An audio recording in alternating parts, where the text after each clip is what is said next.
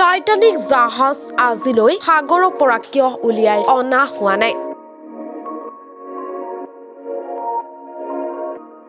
ইয়াৰ আঁৰৰ ৰহস্য কি? যদি এই বিষয়ে নাজানে তেন্তে এই প্ৰতিবেদনটো মাত্ৰ আপোনাৰ বাবে।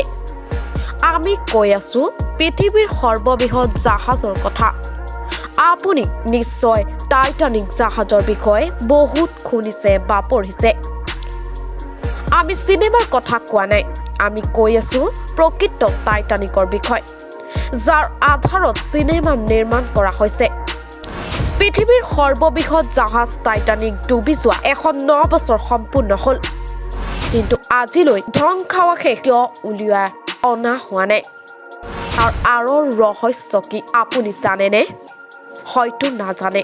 গতিকে ইয়াৰ বিষয়ে বিতংভাৱে কম আমাৰ এই প্ৰতিবেদনত, যি শুনি আপুনিও আচৰিত হ'ব। পৃথিৱীৰ সৰ্ববৃহৎ জাহাজৰ 35 কোটি 70 লাখ টকাৰ খৰচ কৰি তৈয়াৰ হোৱাৰ পিছত 1912 চনত 10 এপ্ৰিলত প্ৰথম ভ্ৰমণত ব্ৰিটেইনৰ চৌহানপটন বন্দৰৰ পৰা নিউয়ৰ্কলৈ যাত্ৰা আৰম্ভ কৰিছিল। তিনিদিনীয়া সুকলমে পাৰ হৈছিল টাইটানিকৰ যাত্ৰা।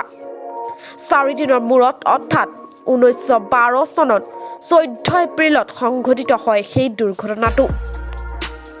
14 এপ্ৰিলৰ নিশা উত্তৰ আটলাণ্টিক মহাসাগৰৰ এটা হিমশৈলত খুন্দা মাৰে আৰু দুটা খণ্ডত ভাগ হৈ জাহাজখন। ইয়াৰ ধ্বংসাৱশেষ 3.8 কিলোমিটাৰ গভীৰতা পুত যায়। এই দুৰ্ঘটনাত প্ৰায় 1500 মানুহ নিহত হৈছিল। ইয়াক সেই সময়ৰ আটাইতকৈ ডাঙৰ দুৰ্ঘটনা বুলি কোৱা হয়।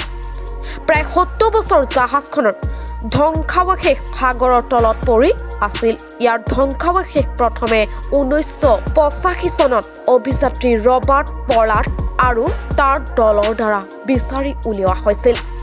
উল্লেখ্য যে য'ত জাহাজখন ডুব গৈছিল সেই ঠাইত গভীৰ অন্ধকাৰে আৱৰি ৰাখিছে আৰু সেই ঠাই সাগৰৰ গভীৰতা তাপমাত্ৰা 1 ডিগ্ৰী চেলছিয়াছ এতিয়া এজন ব্যক্তিৰ বাবে ইমান গভীৰতালৈ যোৱা আৰু তাৰ পিছত সুৰক্ষিতভাৱে উভতি অহাটো বহুত কঠিন।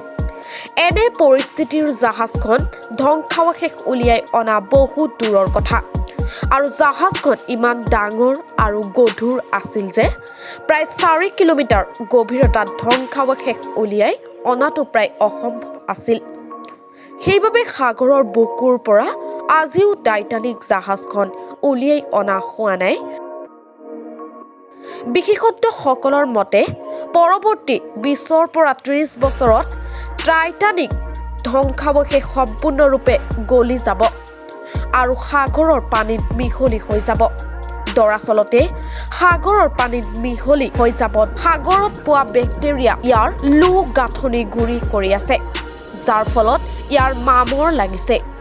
BBCৰ এক প্ৰতিবেদন অনুসৰি এই মামৰ সৃষ্টিকাৰী বেক্টেৰিয়া প্ৰতিদিনে প্ৰায় 140 আৱৰ্জনা খায়।